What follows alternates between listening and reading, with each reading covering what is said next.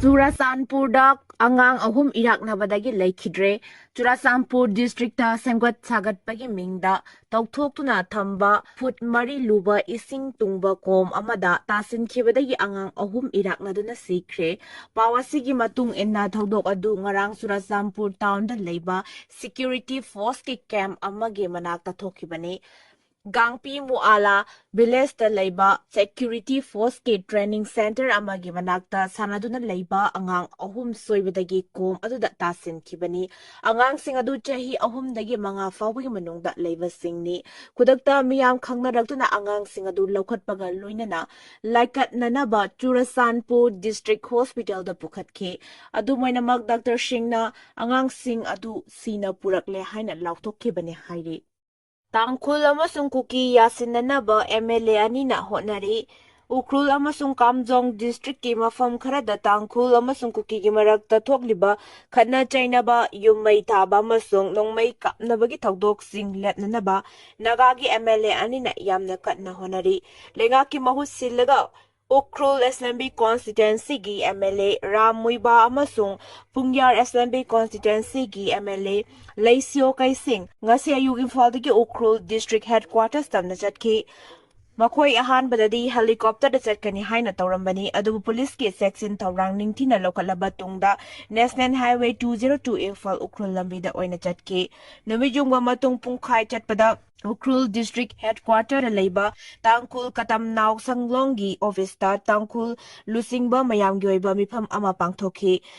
irang thok tana ingtappa leminanaba MLA anina mifam aduda appeal tawki aduba topa miyoi yawhandana pangthokpana kari khanakibage haibadudi chapchana khangba ngamdre adumakpu MLA anina hongdorakpagi matung inna mifam adu nungthil pung 3:30 tabada loisinkhre mifam adugi matungda Makhoi anigi teamna handakta irang thokiba Mongko Chepu amasung Sangkai da chatuna mafam adda leiriba Kuki amasung Tangkhulgi khonjasing unaduna irang thokanaba wari sanakani hairi maraksida irang thokiba amasung nongmai kapnakiba mafamsingda security forcingna operation jathaba lepa leitri maikei animakna bunker semgatnaduna thamlamba sing lokthokpa haukhre Kaifundayda amukasu IM ga ZUF ka nungmay kapnakhre NSCNIM amadi ZFF ka akan ba moongda nungmay kapnakhre Thodok asi ngasi ahing nongyay matung pung ani tarakpa duwaida Tamelong district ki Kaimai police station ki manung chenba National Highway 37 ki Kaifunday village da thokibani Press na pangba paugi matung inna NSCNIM gi apaba makal gi khulai paiba sing na laklaga JUF na laiba mafam juda nongmai kapsin juda landarakpani hairi JUF ki Maikaidagi Khut handuna akanba moongda kapsin duna landarakpani hairi JUF ki Maikaidagi Khut handuna akanba moongda ngasi ayuk pung 6 fawba Maikai anida nongmai kapnaki hairi nongmai kapnaba duda Maikai anigi marakta asok apan yawbagi paudi fangdri nongmai kapnabagi makhol tabada manak nakpada leiba khunjasing safagadaba mafamsingda leinakhre hairi ningsingba yabadi thasigi kundasu JUF na Kaifunday Blesta NSCNIM gi campta landaduna nongmai kapnabagi thodok leikrabani naitaba khongjang changsilagani chayolamagi manungda celsius zaithokpagi matangda Manipur lengakna positive oiba response piraktrabade celsius tawbada non cooperation yauna naitabagi khongjang changsilagani haina JFD gi maikidigi sarkarda akanba warning tawrakli JFD gi mejeng makhada ngasi apunba nupi loop moirang unit na sinduna April amadagi lamdam asida mikok thiba hongnare sarkarna thawrang tawriba si mitop khangdok triba makhe mikok thiba yaroi haina moirang bazar dagi moirang singkai lampak fawba masing yamlaba miyamna kholau kaya lauduna khongjang satkhiba aduga mari leinana JFD ge finance secretary Sunin Karamna sarkarda section warul ase thamkibani CM na Guwahati da ke Jetchiga unakiba adu Manipur miyam da chauna namthak tawbani TIM Chief Minister Yomnam Khemchana tha asigi kunmathoi da Guwahati da Kuki Jo Council gi mehut singa unakiba adu thado inpi Manipur TIM na reject tawi loinana akanba moong da condemn tawi hairi. Loop asina thadorakiba cherol amana hairibana. Guwahati da pangthokiba mifam adu asoba political gi oiba namthak ama oibata natana. Akanaba kuki khara pelhannaba Manipur miyambu chawna namthak tawbani. Manipur lengak na mamangda kuki jo council kauba loop amata laite haina laukthokrabaso loop adugi mihut singni haizaba singa se minister ga Guwahati da unakiba haibasi.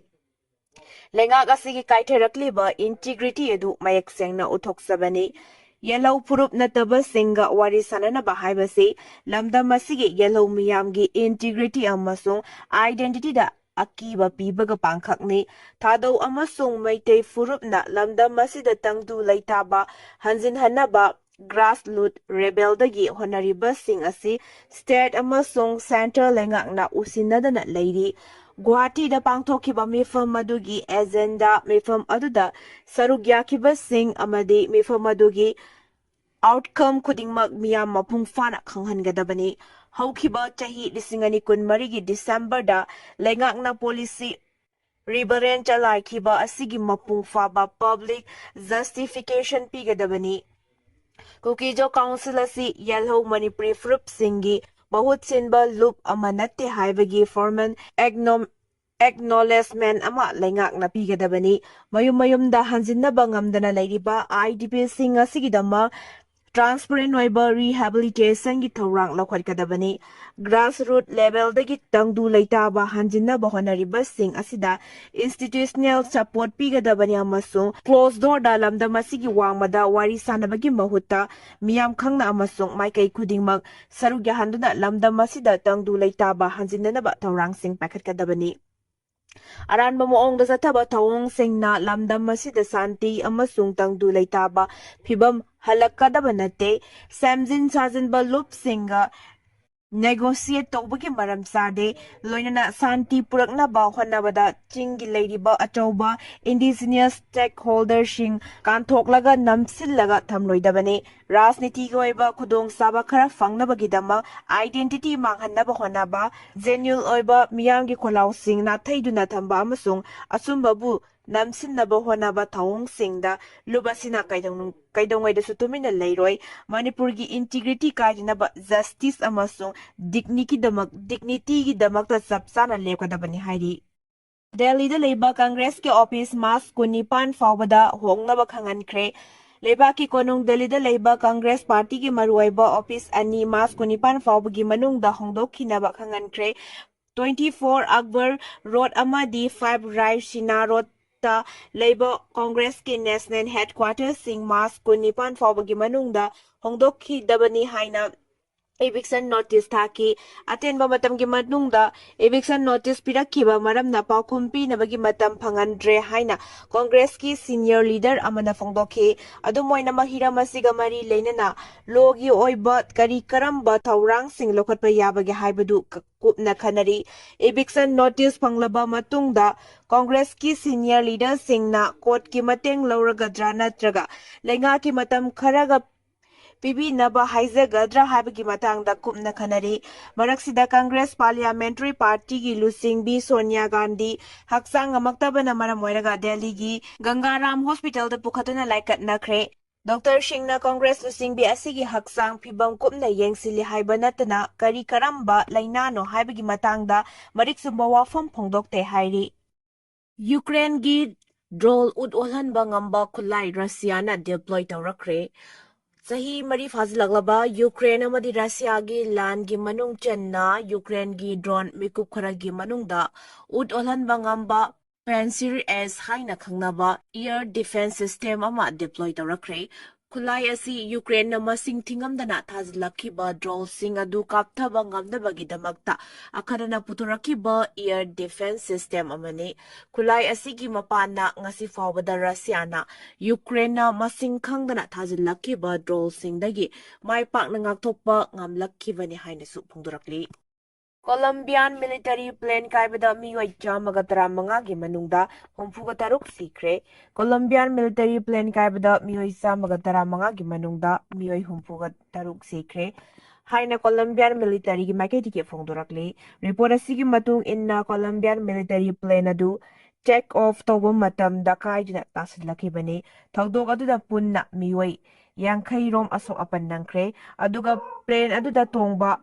ꯀꯣꯂꯝꯕꯤꯌꯥꯟ army 113ꯒꯤ ꯃꯅꯨꯡꯗ 4ꯗꯤ ꯍꯧꯖꯤꯛꯁꯨ ꯊꯤꯕ ꯈꯪꯗꯅ ꯂꯩꯔꯤ꯫ Plane ꯑꯗꯨꯗ crew member 13 ꯌꯥꯎꯅ ꯀꯣꯂꯝꯕꯤꯌꯥꯟ army 115 bomb ꯄꯨꯗꯨꯅ ꯏꯀ꯭ꯋꯦꯗꯣꯔ ꯇꯝꯅ ꯄꯥꯏꯅꯕ ꯊꯧꯔꯥꯡꯂꯛꯄꯗ ꯇꯦꯛ of ꯍꯦꯛ ꯇꯧꯕꯒ ꯏꯀꯨꯏ ꯀꯨꯏꯗꯅ ꯀꯥꯏꯗꯨꯅ ꯇꯥꯔꯛꯈꯤꯕꯅꯤ꯫ ꯊꯧꯗꯣꯛ ꯑꯁꯤꯒꯤ ꯃꯇꯥꯡꯗ ꯀꯣꯂꯝꯕꯤꯌꯥꯟꯒꯤ ꯄ꯭ꯔꯦꯁꯤꯗꯦꯟꯠ ꯒꯨꯁꯇꯥꯋꯣ ꯄꯦꯇ꯭ꯔꯣꯅ ꯅꯨꯡꯉꯥꯏꯇꯕ ꯐꯣꯡꯗꯣꯛꯈꯤꯕꯒ ꯂꯣꯏꯅꯅ ꯃꯤꯂꯤꯇꯔꯤ ꯄ꯭ꯂꯦꯟ ꯄꯣꯈꯥꯏꯕꯒꯤ ꯊꯧꯗꯣꯛ ꯑꯗꯨ ꯃꯇꯧ ꯀꯔꯝꯅ ꯊꯣꯛꯈꯤꯕꯅꯣ ꯍꯥꯏꯕꯒꯤ ꯃꯇꯥꯡꯗ ꯑꯋꯥꯡꯕ ꯊꯥꯛꯀꯤ ꯊꯤꯖꯤꯟꯅꯅꯕ ꯌꯥꯊꯪ ꯄꯤꯈ꯭ꯔꯦ꯫ ꯑꯁꯤꯒꯨꯝꯕ ꯑꯀꯤꯕ ꯐꯪꯂꯕ ꯊꯧꯗꯣꯛ ꯑꯁꯤ ꯃꯈꯥ ꯇꯥꯅ ꯊꯣꯛꯇꯅꯕ ꯂꯧꯈꯠꯄ ꯌꯥꯕ ꯆꯦꯛꯁꯤꯟ ꯊꯧꯔꯥꯡꯁꯤꯡꯁꯨ ꯂꯧꯈꯠꯅꯕ ꯃꯔꯤ ꯂꯩꯅꯕ ꯗꯤꯄꯥꯔꯠꯃꯦꯟꯠꯁꯤꯡꯗ ꯈꯪꯍꯟꯈ꯭ꯔꯦ ꯍꯥꯏꯔꯤ꯫